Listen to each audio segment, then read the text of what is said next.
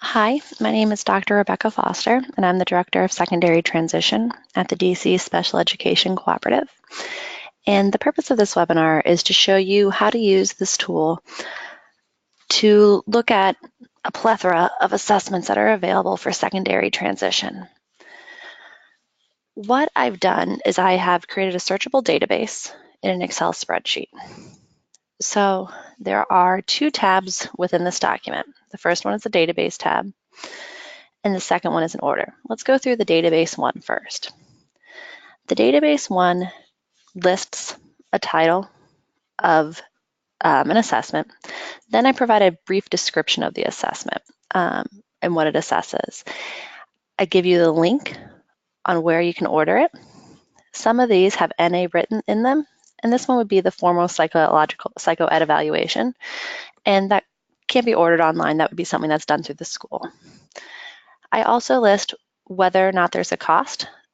When I say sample, what I mean is that, hey, they do have samples available for free, but if you want to order in bulk, there is a cost associated with it. Column E addresses whether or not the co-op has it. What I heard from multiple schools is, I don't know if I want to buy it without looking at it first and seeing if it's actually appropriate for me.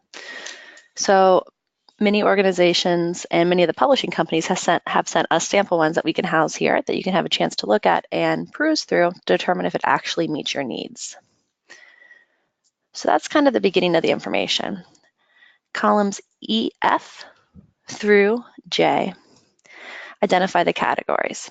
So if an assessment addresses education and training, there is an X in column F. If it addresses employment, it's column G. Independent living, personal life, and self-determination are also noted with an X in each corresponding column. Additionally, what I did is I went through and made some basis grade levels. So there are some that are more appropriate for a younger age group and some that are more appropriate for a higher age group. For example, let's look at the SATs and the ACTs. Definitely going to be better for what we have as the 11th and 12th graders right over here. So if you are a transition coordinator or a teacher and you are looking for an educational assessment for an 8th grader, first thing you're going to do is select education. So I changed the filter to only show the education. And then I'm also going to set a separate filter for 8th graders. What this does is all of these that are now listed over here in column A are educational assessments for 8th graders. This narrows down what you can search and what you need to look up to determine if you want to use that assessment or not. Right now, I'm just going through and resetting all the filters so you would have the complete list again. The second page I want to show you about is something that a couple schools have asked for, and it is not required that you do it this way. It is available if you would like it. It is a suggestion. But how this is broken up is it brings it up.